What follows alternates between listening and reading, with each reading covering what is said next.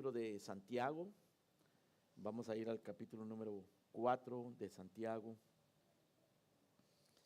Y leeremos los versos 13 al 17 para hablar sobre el futuro.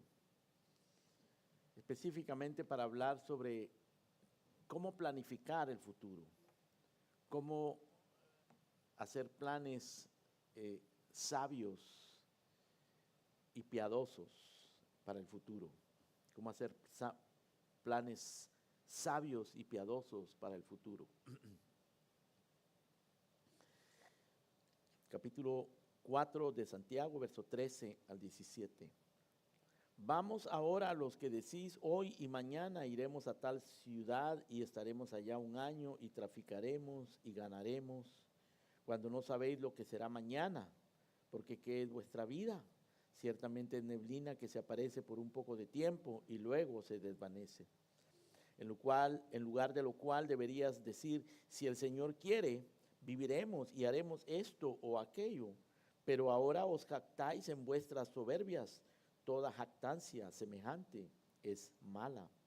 Al que sabe hacer lo bueno y no lo hace, le es pecado. Amén. Este capítulo 4 comienza, hermanos, con una pregunta retórica, es decir, una pregunta que tiene el propósito de hacernos reaccionar. No está esperando una respuesta, la pregunta no espera una respuesta, porque la respuesta va implícita allí. La respuesta es obvia, pero la pregunta que hace el apóstol Santiago en el primer versículo de este capítulo es para hacernos reaccionar, para hacernos pensar. La pregunta es, ¿de dónde vienen las guerras y los pleitos entre vosotros? Y luego con una pregunta él la responde. Con una pregunta responde la primera pregunta. Dice, ¿no es de vuestras pasiones las cuales combaten en vuestros miembros? En otras palabras, es una denuncia, es un reproche en contra de aquellos que viven su vida en base a principios mundanos, que, como dice el verso 2, codician, matan, arden de envidia, combaten, luchan, pero usando principios mundanos, carnales. El apóstol dice, codiciáis y no tenéis, matáis y ardéis de envidia y no podéis alcanzar, combatís y lucháis, pero no tenéis lo que deseáis, porque no pedís. Todos esos son, esfuerzos tenaces por lograr metas, ¿no? Pero inútiles. ¿Por qué? Porque estamos usando métodos mundanos. En el verso número 3 continúa diciendo, pedís y no recibís porque pedís mal para gastar en vuestros deleites. Y de allí es donde viene lo que dice el verso número 1, las guerras y los pleitos entre los hombres. Los americanos tienen una frase para eso, que traducida al español es carrera de ratas, porque cuando las ratas corren, se pasan una encima de la otra para lograr su objetivo. No les importa absolutamente nada. Esa es la forma en que vive el mundo. Esos son los principios que aplica el mundo. Y el apóstol Santiago, hermano, está amonestándonos para que nosotros aprendamos a distinguir y aprendamos a rechazar los principios mundanos y aprendamos a distinguir y adoptemos para nuestra vida los principios espirituales de la palabra de Dios. En el verso número 4 dice Santiago, almas adúlteras, ¿no sabéis que la amistad del mundo es enemistad contra Dios? O sea, el vivir la vida el luchar en esta vida, el buscar objetivos, el buscar metas en esta vida, conforme a los principios mundanos, es ser adúltero. Eso es lo que dice el apóstol. Eso es adulterio, almas adúlteras. Y es convertirse en enemigo de Dios. Así que Santiago, hermano, es un libro es una amonestación, especialmente este pasaje. Y cuando llegamos al versículo 13, el apóstol entonces comienza a referirse específicamente al tema que vamos a tratar ahora. El futuro, cómo planificar el futuro. Pero antes de entrar, hermanos, directamente a nuestro pasaje, déjenme decirles algo más acerca de Santiago, porque es importante que nosotros comprendamos Santiago. Santiago es un libro un poquito controversial. De hecho, a algunos les parece legalista. Está lleno de imperativos. Imperativos quiere decir de mandatos, de amonestaciones. Tiene 108 versículos y hay por lo menos 50 imperativos en este libro. Al Señor Jesucristo solo lo menciona 2 veces, todo el libro. Los 5 capítulos de Santiago solo mencionan a Cristo 2 veces. O sea que no es un libro que parece muy evangélico, ¿no? Tiene pocos indicativos, enfatiza más bien las obras y parece contradecir la justificación por fe. Tanto que se dice que Martín Lutero tenía serias preocupaciones acerca del contenido de este libro. Y en alguna ocasión, Martín Lutero, que tenía mucho celo por la justificación por la fe y la doctrina de la justificación por la fe y el libro de Romanos, etcétera, no comprendía muy claramente el libro de Santiago y se refirió en alguna ocasión a este libro como una epístola de paja, que no tenía nada de la naturaleza del evangelio. Claro, estaba equivocado. Martín Lutero no era infalible, hermanos, ¿no? Lo que él no pudo comprender, hermanos, es que este es un libro que nos enseña las implicaciones del evangelio, las aplicaciones del evangelio. Más que el evangelio, Santiago no nos explica el evangelio propiamente dicho, pero Santiago nos dice cuáles son las implicaciones prácticas del evangelio. Cuáles son las aplicaciones, los usos a los que se presta el evangelio y cómo podemos nosotros traer el evangelio a nuestras vidas y usarlo de una manera práctica. Es como el libro de Proverbios en el Antiguo Testamento.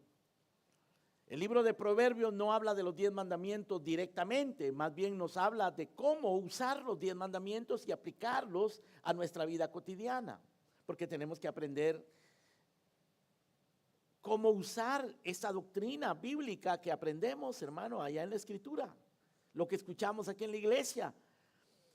Tenemos que aprender cómo usarlo en nuestra vida, cómo aplicarlo en nuestra vida, en todas las decisiones que tomamos, en todas las cosas que hacemos. Así que este documento le parece a algunos teólogos, les ha parecido más judío que cristiano. Pero si ustedes se dan cuenta, es como un eco. Santiago es como un eco del Sermón del Monte. Si leemos el Sermón del Monte, allí no se explica el evangelio en el Sermón del Monte. Se nos habla más bien de las implicaciones del evangelio, de las implicaciones de los 10 mandamientos hacia la vida del creyente. Sin embargo, hermanos, aunque como ya lo dije, Cristo acá solo se menciona 2 veces en los 5 capítulos, el Señor Jesucristo está en todas partes de este libro. Es el Señor Jesucristo quien domina y quien gobierna todo este libro. Es la sabiduría del evangelio, es la doctrina del evangelio, el Sermón del Monte, ¿no? Aquí se habla de la segunda venida de Cristo. De modo que esta epístola está envuelta en la sabiduría del evangelio, en la sabiduría de Cristo, en la doctrina de Cristo. Es la voz profética de Cristo, es la voz escatológica de Cristo, es la voz práctica de Cristo. Tenemos que aprender a vivir, hermanos, bajo la gracia de Dios de una manera práctica, de una manera útil, de una manera que se traduzca en buenas obras y en una conducta que honre la fe que nosotros profesamos. Así que Santiago no es una imposición de mandamientos legalistas, sino que es la sabiduría de Cristo aplicada a aquellos que viven en Cristo y que viven con la expectación de la vida eterna en Cristo Jesús. Muy bien. En base a esto, hermano, que acabamos de decir, vamos a ir a nuestro pasaje, capítulo 4, verso 13, y vamos a considerar cómo o qué directivas nos brinda Santiago para planificar nuestras vidas en el futuro. El futuro es incierto, vivimos en un mundo caído y tenemos que aprender a planificar nuestra vida en base a los principios que la palabra de Dios nos ofrece. Veamos, hermanos, acá 4 principios para planificar nuestra vida en el futuro en base al Evangelio. Primero, este pasaje nos enseña que nosotros no debemos ser presuntuosos, debemos planear sin presunción. La palabra presunción quiere decir que nosotros asumimos que las cosas tienen que ser como nosotros pensamos. No tenemos que ser presuntuosos. Tenemos que planear sin presunción. Es decir, las cosas no van a salir necesariamente como nosotros las planeamos. Pero tenemos que planear. Tenemos que planear, en segundo lugar, sometidos a la providencia de Dios. Bajo la providencia de Dios. Porque la providencia de Dios maneja las cosas muchas veces de forma inesperada, de forma extraña. En algunas ocasiones de forma dolorosa, en algunas ocasiones de forma dichosa, pero es la providencia de Dios, sabia. Así debemos planear, sin presunción y sometidos a la providencia de Dios. En tercer lugar, Santiago nos enseña que debemos planificar nuestra vida con responsabilidad, como buenos mayordomos de lo que Dios ha puesto en nuestras manos. Somos responsables de aquello que nosotros tenemos en nuestras manos, de aquello de lo cual Dios nos hace a nosotros mayordomos. Tenemos que planificar con responsabilidad. Quizás las cosas no van a salir como nosotros planeamos, pero tenemos que ser responsables. Y en cuarto lugar, tenemos que planificar en fe y en obediencia. En fe y en obediencia. Veamos, hermanos, más detenidamente estos principios. Respecto al planeamiento sin presunción, Santiago en el verso número 13 hace una amonestación, una reprensión a los presuntuosos. Él dice, vamos ahora los que decís, hoy y mañana iremos a tal ciudad y estaremos allá un año y traficaremos y ganaremos, cuando no sabéis lo que será mañana. Porque, ¿qué es vuestra vida? Ciertamente es neblina que se aparece por un poco de tiempo y luego se desvanece. Aquí le está hablando a los presuntuosos, a los que dicen, yo tengo estos planes, vamos a hacer esto, vamos a hacer aquello, vamos a traficar, vamos a ganar. Pero el apóstol nos recuerda que nosotros no somos dueños del futuro. No sabemos qué va a suceder mañana. Nos recuerda que nuestra vida puede ser que mañana no sea. ¿Qué es vuestra vida? Dice. Es neblina que aparece por un poco de tiempo y luego se desvanece. Eso es nuestra vida. No tenemos control del tiempo. No somos dueños de nuestra vida. No podemos presumir que mañana vamos a estar vivos. No podemos presumir que nuestros planes van a salir como nosotros lo esperamos. Porque todo está bajo el control de Dios. Porque vivimos en un mundo caído. Porque nosotros mismos somos caídos. Porque nuestro corazón es engañoso. Porque tenemos un adversario que se opone. Porque Dios puede permitir que pasen muchas cosas. Porque se puede acabar nuestra vida. El Señor habló de esto mismo, hermanos, en una parábola que encontramos en Lucas capítulo 12. Él dice, la heredad de un hombre rico había producido mucho. Lucas 12, versículo 13. El Señor dice, la heredad de un hombre rico había producido mucho. Y él pensaba dentro de sí, diciendo, ¿qué haré? Porque no tengo dónde guardar mis frutos. Y dijo, esto haré, derribaré mis graneros, los edificaré mayores, allí guardaré mis frutos y mis bienes. Y le diré a mi alma, alma, muchos bienes tienes guardados para muchos años, repósate, come, bebe, regocíjate. Reposa, come, bebe, regocíjate. Pero Dios le dijo, necio, esta noche vienen a pedir tu alma. Y lo que has provisto, ¿de quién será? Necio, esta noche vienen a pedir tu alma. Estás planificando como que si no hay mañana, como si nunca te vas a morir, como que siempre vas a ser dueño de lo que tienes. Necio. Lo que has provisto, ¿de quién será? ¿Quién se va a quedar con todo lo que tú tienes? Y el Señor dice, porque así es el que hace tesoro para sí y no es rico para con Dios. Que se preocupa de todo lo terrenal, planifica todo en esta tierra, pero no es rico con Dios. No atesora para la eternidad. Proverbios 27:1 dice, no te jactes del día de mañana, porque no sabes qué dará de sí el día. No te jactes del día de mañana.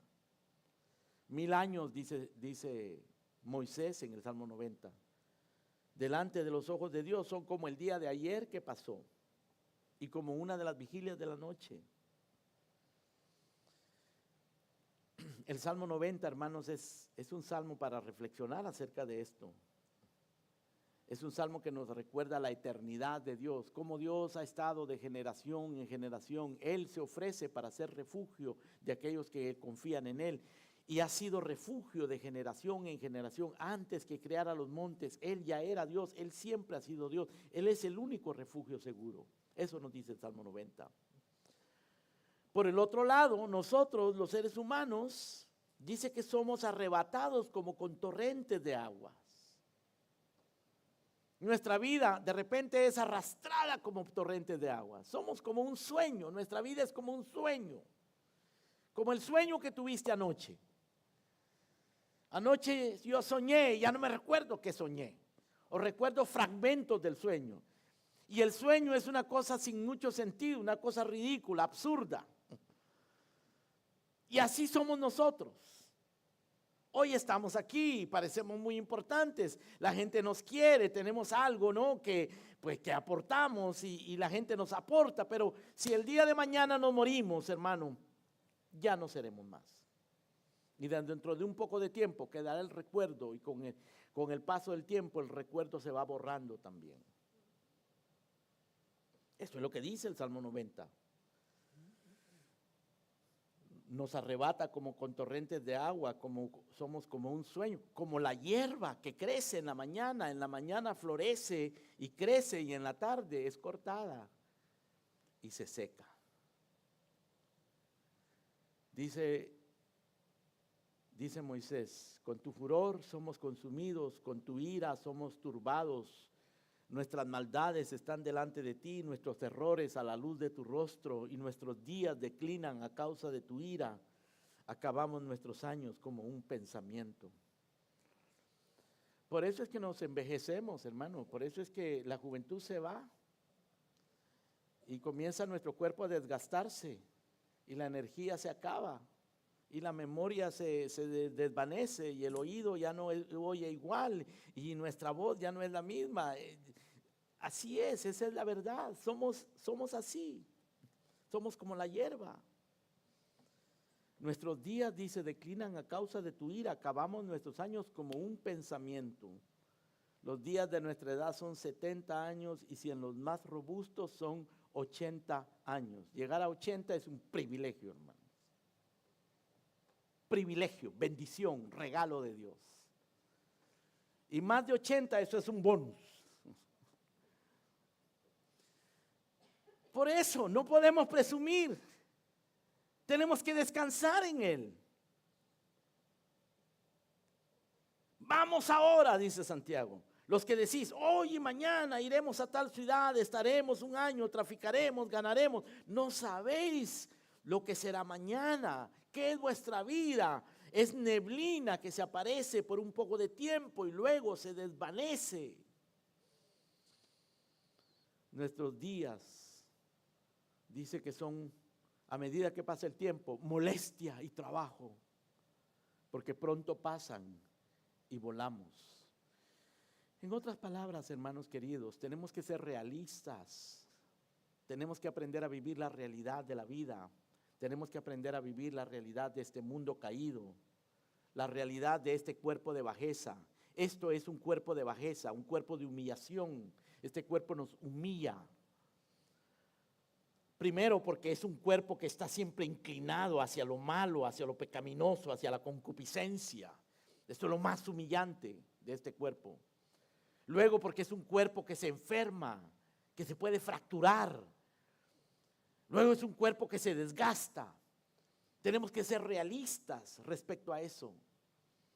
Eso debería hacernos humildes delante de Dios, delante de los hombres. Eso debería de hacernos depender del Señor y debería de hacernos agradecidos delante de Dios, agradecidos de que Él nos da la vida, agradecidos de que hasta aquí Él nos ha sostenido, nos ha dado salud, nos ha dado tantas cosas buenas en medio de las aflicciones que hemos atravesado. Tú que me has hecho ver muchas angustias y males, dice el salmista en el Salmo 71, volverás a darme vida. Él nos hace ver angustias y nos hace ver males, pero nos sostiene, nos sustenta. Él es nuestro pastor. Aún en el valle de sombra y de muerte, dice, no temeré mal alguno porque tú estarás conmigo. Así que debemos planear el futuro sin presunciones. No presumamos nada. No demos por hecho nada, porque estamos en las manos del Señor. Esto nos lleva a nuestra segunda consideración. Debemos de someternos a la providencia, planear bajo la providencia de Dios, encomendarnos a la providencia del Señor.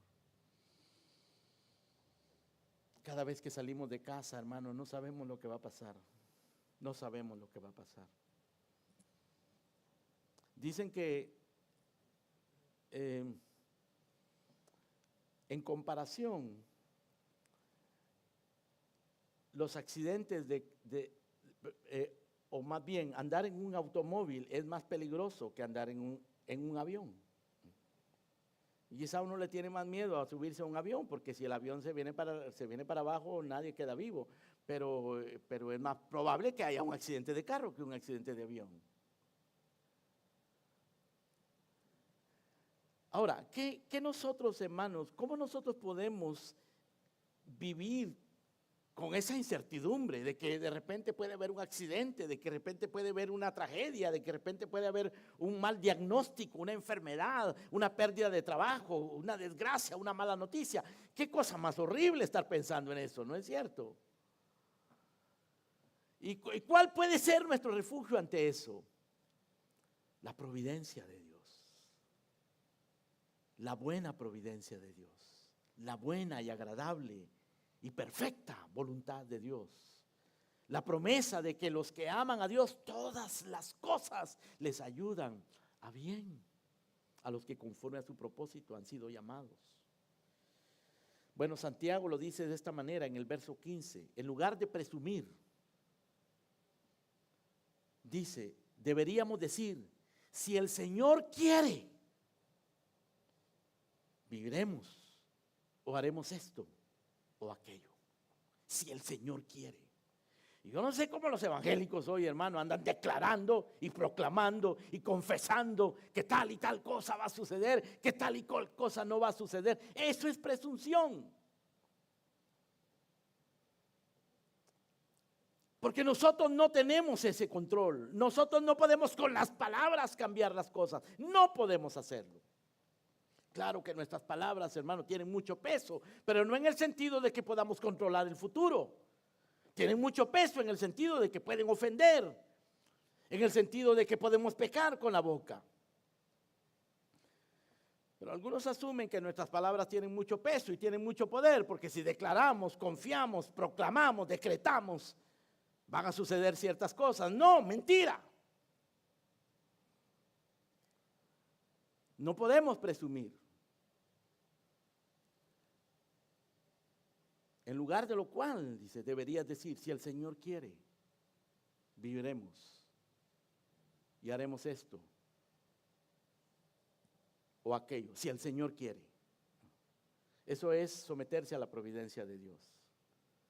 El Señor dijo, vosotros oraréis así: Padre nuestro que estás en los cielos, santificado sea tu nombre. Esa es nuestra primera petición, que el nombre de Dios sea santificado. Venga tu reino, hágase tu voluntad. Que se haga tu voluntad. El Señor Jesucristo dijo eso. Si es posible que pase de mí esta copa, pero no se haga mi voluntad sino la tuya.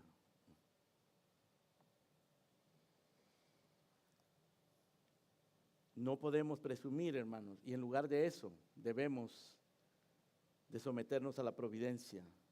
En lugar de eso deberíamos decir, si el Señor quiere, viviremos y haremos esto o aquello. Es falta de fe. Hay algunos maestros presuntuosos que nos dicen que decir si el Señor quiere, si es la voluntad de Dios, es falta de fe. No, eso es bíblico. Porque nosotros vivimos en un mundo caído, somos seres caídos. El futuro es incierto. Aún los más piadosos, hermanos, van a padecer aflicciones, las cosas pueden cambiar de un momento a otro. Pero siempre estarán bajo el control del Señor. Y por eso debemos someternos a su voluntad, a su providencia.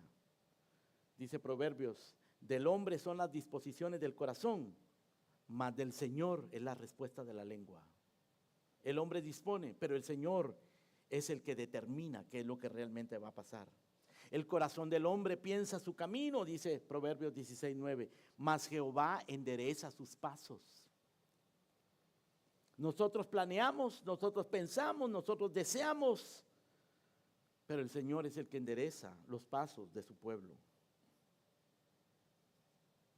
Vengan conmigo, por favor, a Eclesiastés, capítulo 11.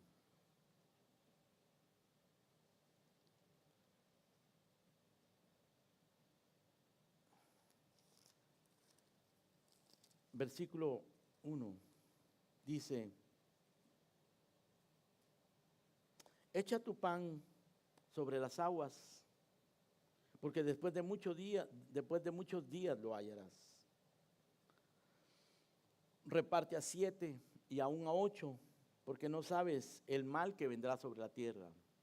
En otras palabras, nosotros debemos de hacer lo que tenemos que hacer, pero dejarlo a las manos del Señor.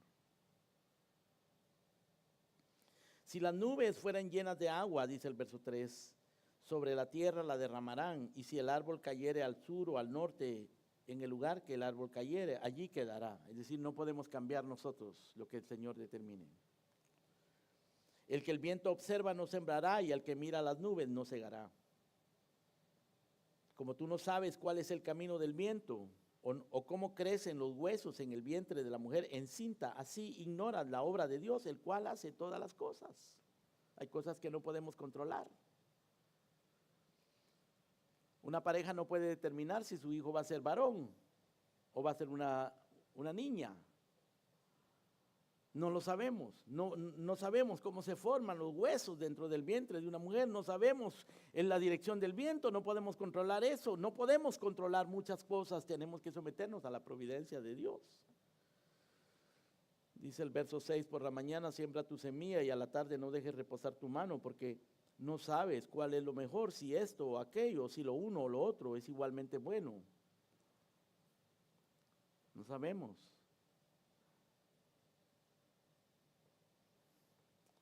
O sea, tenemos que someternos a la providencia de Dios. Tenemos que esperar en el Señor. Esther se encontraba en una situación muy comprometida. Ella tuvo que asumir una responsabilidad que Dios en su providencia puso sobre ella, porque fue la favorita del rey Artajerjes. Y el enemigo, Amán, el enemigo de los judíos, planeó matar a todos los judíos. Y la única manera de evitar esa masacre era que Esther, a quien Dios en su providencia le había puesto del rey, cerca del rey, fuera y hablara con el rey. Pero hablar con el rey significaba que podían cortarle la cabeza, porque nadie tenía derecho a ir a hablar con el rey si el rey no la llamaba. Pero ella tenía que hablar con el rey. Así que ella le dice a su tío Mardoqueo: ayunen ustedes y yo voy a ir a hablar con el rey. Voy a ir a pedir, a interceder por el pueblo judío, pero corro el peligro de que me maten, y si perezco, que perezca. Es decir, esa mujer se sometió a la providencia de Dios, pero tenía que hacer lo que tenía que hacer. Y si perezco, que perezca. Echa tu pan sobre las aguas, porque después de muchos días lo hallarás. Y si perezco, que perezca. Providencia de Dios, hermanos. Tenemos que aprender a someternos a la providencia de Dios. Job aprendió eso cuando lo perdió todo. Y él dijo: desnudo salí del vientre de mi madre, desnudo volveré allá. El Señor dio, el Señor quitó. Sea el nombre del Señor bendito. Se sometió a la providencia de Dios. Ahora, eso no es fácil, por supuesto, hermanos. Es más fácil decir ese versículo tan lindo, ¿verdad? Es un versículo sublime. El Señor dio, el Señor quitó. Pero como decía un pastor amigo mío, qué bonito que hayan problemas y no sean de uno. Qué bonito oír a Job decir eso, pero ¿y si nos toca a nosotros? ¿Y si es a nosotros, hermano, que se nos mueren nuestros hijos? ¿Y si es a nosotros que nos toca perder nuestra casa, perder nuestra salud, perder nuestra familia? Podríamos decir nosotros: el Señor dio, el Señor quitó, sea el nombre del Señor bendito. Tenemos que pensarlo. Y Santiago, por eso, hermanos, está hablando del peligro de gobernarse por los principios del mundo. Tenemos que aprender a gobernarnos por los principios de Dios. No ser presuntuosos, someternos a la providencia de Dios. Pablo dijo: yo no sé lo que me espera en Jerusalén, solo sé que me espera la cárcel. Lo que él no sabía era cómo lo iban a capturar, pero sabía que le esperaba la cárcel. Y que probablemente lo iban a matar. Y Pablo tuvo que aprender, hermano, lo que nosotros debemos de aprender. En todo y por todo estoy enseñado, dice Pablo. He aprendido a estar contento, cualquiera que sea mi situación. Puedo tener, puedo no tener, puedo tener abundancia, puedo padecer escasez. En todo y por todo estoy enseñado. Todo lo puedo en Cristo que me fortalece, sometido a la providencia de Dios. Si tengo, lo disfruto. Si no tengo, lo acepto, me someto. Providencia. Hermanos, eso es clave en nuestra vida cristiana. No sabemos qué es lo que va a pasar. No sabemos si ya se desató la tercera guerra mundial y el día de mañana algo malo va a pasar. Por supuesto, no lo queremos, no lo deseamos, no lo esperamos, pero tenemos que estar sometidos a la providencia de Dios. Ahora, en tercer lugar, Santiago nos invita a que no solamente dejemos la presunción, planeemos sin presunción y planeemos bajo la providencia, pero que planeemos con responsabilidad, que seamos responsables. Dice en el verso 15: en lugar de lo cual deberías decir: si el Señor quiere, viviremos y haremos esto o aquello. Noten ustedes, hermano, que lo que está diciendo aquí Santiago en el verso 15 es, por un lado, que nos sometamos a la providencia de Dios, pero por el otro lado, que estemos activos. Sometidos a la providencia de Dios, dice Santiago, viviremos si el Señor quiere. Sometidos a la providencia de Dios, haremos esto, haremos aquello. O sea, el hombre está planeando, pero sometido a la providencia de Dios. Tenemos que planear, tenemos que pensar en el futuro. Tenemos que hacer nuestros proyectos, tener nuestros proyectos, esperar algo, pero sin presunción, sometidos a la providencia de Dios y con diligencia, porque somos mayordomos.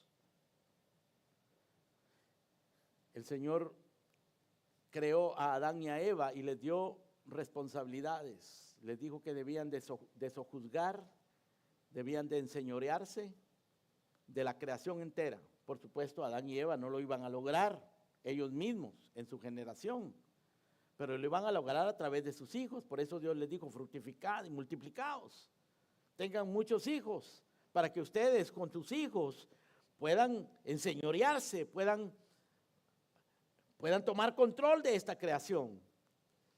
Y Dios puso a Adán en el huerto del Edén y le dijo que lo guardara, que lo labrase, que fuese un agricultor diligente en conservar ese jardín y en proteger ese jardín. Y le mandó a ponerle nombre a los animales, le mandó a trabajar. O sea que él era un agricultor y era también un pensador, ¿no? Tenía que poner nombre a los animales. Tenía trabajo físico, tenía trabajo intelectual, y le dio una esposa para que la protegiera y la guiara. Lo hizo mayordomo. De la misma manera nos hace mayordomos a nosotros, hermanos. Somos mayordomos. El Señor dice: estén ceñidos vuestros lomos y vuestras lámparas encendidas. Sed semejantes a los hombres que guardan a que su Señor regrese de las bodas, para que cuando Él regrese y llame, le abran enseguida. Bienaventurados aquellos siervos a los cuales el Señor cuando venga los halle velando. Bienaventurados aquellos siervos a los cuales cuando el Señor venga los halle velando. Os digo que Él se ceñirá y hará que se sienten a la mesa y vendrá a servirles. Aunque venga la segunda vigilia o aunque venga la tercera vigilia, si los hallare así, bienaventurados son aquellos siervos, es decir, los que planifican. Regresemos, hermanos, una vez más al libro de Eclesiastés, al pasaje que leímos anteriormente. Cuando dice acá en el capítulo 2, capítulo 11, verso 1, echa tu pan sobre las aguas, porque después de muchos días lo hallarás. Está hablando probablemente de un proceso de fermentación que ellos usaban para después aprovechar el pan viejo. El pan viejo también sirve si lo sabes aprovechar. Reparte a 7, dice en el verso 2, y reparte aún a 8. Aprende a dar, porque no sabes el mal que vendrá sobre la tierra. Si las nubes fueren llenas de agua sobre la tierra, la derramarán, y si el árbol cayere al sur o al norte, en el lugar que el árbol cayere, allí quedará. El que al viento observa no sembrará, y el que mira las nubes no segará. Es decir, no debemos ser perezosos, negligentes. Como tú no sabes el camino del viento o cómo crecen los huesos en el vientre de la mujer encinta, así ignoras la obra de Dios, el cual hace todas las cosas. Sin embargo, Dios siempre está obrando. No se ve cómo crecen los huesos en el vientre de una mujer, pero está creciendo ahí esa criatura. No se ve, no se sabe cómo, nadie puede controlar el viento, pero el viento obra su efecto, aunque nosotros no sabemos, hermano, cómo controlarlo. En el verso número 6 dice: por la mañana siembra tu semilla y a la tarde no dejes reposar tu mano, porque no sabes cuál es lo mejor, si esto o aquello, o si lo uno o lo otro es igualmente bueno. En lugar de lo cual deberíamos decir: si el Señor quiere, viviremos y haremos esto o aquello. Y Eclesiastés hace eco de eso, o quizás Santiago hace eco de eso, de Eclesiastés, cuando dice: por la mañana siembra tu semilla y en la tarde no dejes reposar tu mano. Porque tú no sabes si la semilla es la que va a producir o tu trabajo de la tarde es lo que va a producir. si esto o aquello, o si las dos cosas van a producir. Tienes que ser activo, tienes que ser diligente, tienes que trabajar. Dios nos creó para trabajar, Dios nos creó para producir. El trabajo es bendito, hermanos, el trabajo es una bendición. Trabajar es una de las ordenanzas de la creación. Trabajar, el trabajo no es producto del pecado. El trabajo es producto de la ordenanza soberana de Dios antes de que hubiese pecado. El trabajo se ha convertido en algo pesado, en algo difícil, en algo doloroso en muchas ocasiones por causa del pecado. Pero el trabajo en sí no es una maldición, el trabajo es una bendición. Es el medio por el cual Dios nos hace prosperar. Es el medio por el cual nosotros conseguimos nuestro sustento, el sustento de nuestra familia, por el cual producimos, le hacemos bien a otras personas, a nuestra sociedad. Y es el medio por el cual Dios nos provee. Ahora, no dependemos del trabajo, pero el trabajo es el medio. Porque pueden haber ocasiones, hermanos, en que una persona por X o Y razón soberana y providencial no puede trabajar, sea que se enferme o que haya una crisis. Recuerdo un hermano muy querido entre nosotros hace algunos años, hermano, se quedó meses sin poder trabajar, no encontraba, no podía trabajar, meses sin trabajar, un hombre muy diligente. Y después de aquellos meses muy difíciles, por cierto, él me testificaba, hermano, nunca nos faltó absolutamente nada, el Señor siempre nos sostuvo, el Señor siempre nos proveyó. Puede que haya momentos difíciles, puede que haya momentos, hermanos, en los que no podemos hacer nada, pero nosotros debemos siempre estar dispuestos a hacer, a servir, a usar nuestros dones. O sea que debemos planear con responsabilidad. Dice el Señor, vosotros estad preparados porque a la hora que no pensáis el Hijo del Hombre vendrá. El Señor le dio talentos en aquella parábola. El padre de familia le dio talentos a sus siervos. A uno le dio 5, a otro le dio 3, a otro le dio 1. El que tenía 5 fue diligente, lo invirtió, trabajó. El que tenía 3 fue diligente, trabajó, lo invirtió. El que tenía 1 dijo, me dieron muy poco, lo voy a enterrar. El Señor le dijo, siervo malo y negligente. No debemos ser negligentes, hermanos, no debemos ser siervos malos, debemos planear con responsabilidad. Aunque no sabemos lo que nos depara el futuro, debemos seguir trabajando, debemos seguir haciendo lo que tenemos que hacer. Aunque no debemos tener presunción, sin embargo, debemos de seguir trabajando y depender de la providencia de Dios. En cuarto lugar, Santiago nos habla no solo de la necesidad de no ser presuntuosos, de planear sin presunción y de planear bajo la providencia y de planear con responsabilidad, pero nos habla de la importancia de planear en obediencia a la palabra de Dios, en fe y en obediencia a la palabra de Dios. Debemos ser diligentes, pero debemos ser diligentes conforme a los preceptos divinos, conforme al mandamiento divino. Si el Señor no edifica la casa, en vano trabajan los edificadores. El trabajo en sí mismo no garantiza nada si el Señor no está en nuestro trabajo. Si el Señor no guarda la ciudad, en vano vela la guardia. Por demás, Él es levantaros tarde levantaros temprano e iros tarde a descansar, porque es a su amado a quien Dios le dará el sueño.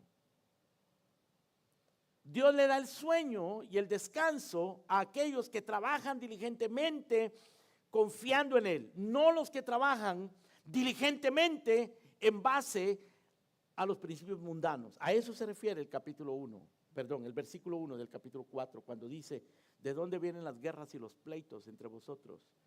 ¿No es de vuestras pasiones Codiciáis y no tenéis, matáis y ardéis de envidia y no podéis alcanzar, combatís y lucháis, pero no tenéis lo que deseáis porque no pedís, pedís y no recibís porque pedís mal para gastar en vuestros deleites. Adúlteros, en otras palabras, están usando los métodos carnales, los métodos mundanos. Ustedes son muy esforzados, muy diligentes, muy responsables, trabajan mucho, pero se olvidan de lo eterno. Se olvidan de lo eterno. No dependen de Dios. Adúlteros. Hermanos, por eso es que el Señor nos da el día del Señor. Él dice, 6 días trabajarás y harás toda tu obra. En otras palabras, debemos ser diligentes durante los días de trabajo. Todo lo que te viniera a la mano, hazlo según tus fuerzas. 6 días trabajarás y harás toda tu obra. Pero el 7º día es reposo para Jehová tu Dios. Es descanso. No hagas en él obra alguna. Descansa. El Señor te proveerá. Eso es obediencia, hermanos. Abraham salió sin saber a dónde iba, dice la Escritura. Obedeció. Lo abandonó todo. Dejó su tierra, su parentela. Le costó. Lo hizo gradualmente, no lo hizo inmediatamente. Al igual que nosotros, hermanos, que a veces vamos muy despacio, pero tenemos que avanzar en obediencia, crecer en obediencia. Dice Proverbios 15:22, los pensamientos son frustrados donde no hay consejo, mas en la multitud de consejeros se afirman. Necesitamos el consejo de la palabra de Dios, necesitamos el consejo de hombres sabios para aprender a obedecer, para aprender a aplicar la palabra de Dios a nuestras vidas. Esperar el tiempo de Dios, porque Dios todo lo hace hermoso en su tiempo. Muchas veces, hermanos, se tarda más de lo que nosotros deseáramos o esperáramos, pero el Señor siempre llega en su momento. Él es fiel y debemos ser obedientes, perseverar, ser diligentes, pero diligentes en obedecer a Dios. El Señor le dijo a Josué, esfuérzate y sé valiente para llevar a este pueblo al otro lado del río. Pero también le dijo, esfuérzate y sé valiente para guardar esta palabra que yo te he dado. Mira que te mando que te esfuerces y seas valiente. No temas ni desmayes, porque el Señor estará contigo donde quiera que fueres. O sea, sé diligente, pero a la vez el Señor le dijo, el libro de esta ley nunca se aparte de tus ojos, sino que de día y de noche meditarás en él para que hagas y guardes conforme a todo lo que en él está escrito. En otras palabras, hermanos, nuestra diligencia debe estar centrada en guardar la palabra del Señor y en hacer todo lo que hacemos y en ser diligentes en todo lo que hacemos, en nuestra vida cotidiana, en nuestro hogar, en nuestro trabajo, en todas nuestras responsabilidades, hacerlo todo conforme a los mandamientos del Señor. O sea, planear en fe y en obediencia, orar, buscar entendimiento. Si alguno tiene falta de sabiduría, pídala a Dios, el cual da a todos abundantemente y sin reproche, y le será dada. Él es fiel, eso lo dice Santiago, hermanos, que pidamos con fe, no dudando nada, porque el que duda es semejante a la onda de la mar, que es arrastrada por el viento y echada de una parte a la otra. No piense pues quien haga tal cosa recibirá cosa alguna del Señor. El hombre de doblado ánimo es inconstante en todos sus caminos. Debemos de ser constantes en obedecer al Señor. Así es como debemos planificar nuestro futuro, con sabiduría, con piedad. Vivamos, hermanos, como mayordomos. Todo lo que tú tienes, Dios te lo dio. Tus trabajos, tus dones, tu inteligencia, las oportunidades que tienes en la vida, la oportunidad que has tenido de educarte o de aprender algún oficio, de tener alguna habilidad para tu sustento, tus atributos físicos, tus atributos mentales, tus atributos de todo tipo, hermano. Todas esas oportunidades son regalos de Dios y somos mayordomos.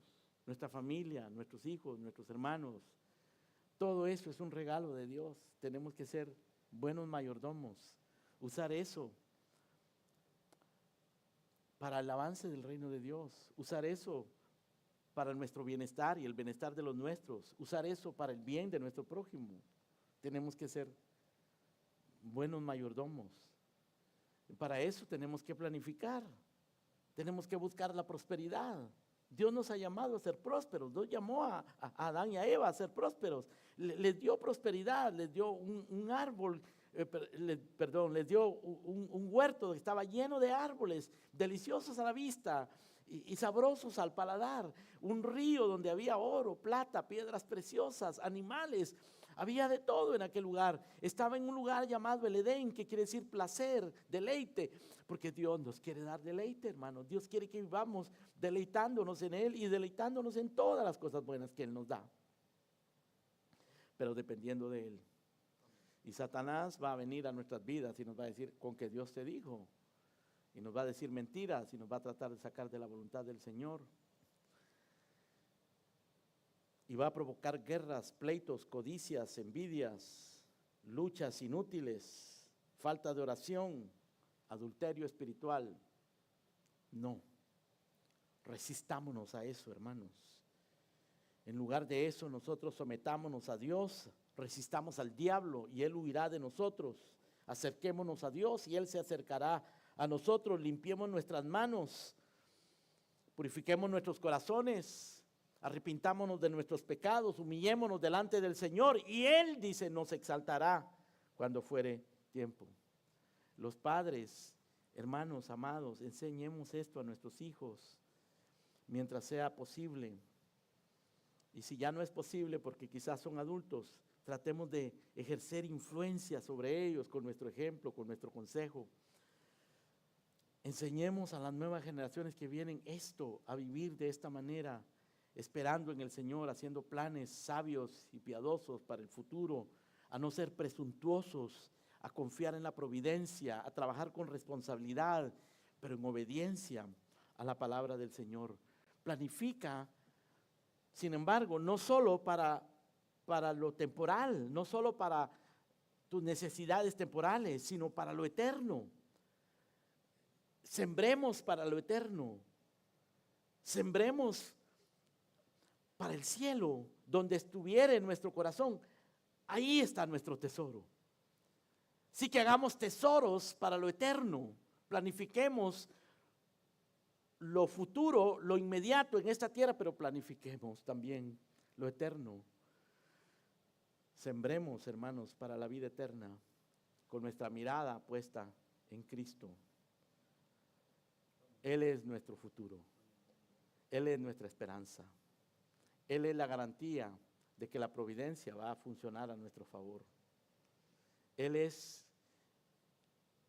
el mediador del nuevo pacto, el que con su sangre hace posible, hermano, que esto tenga garantía.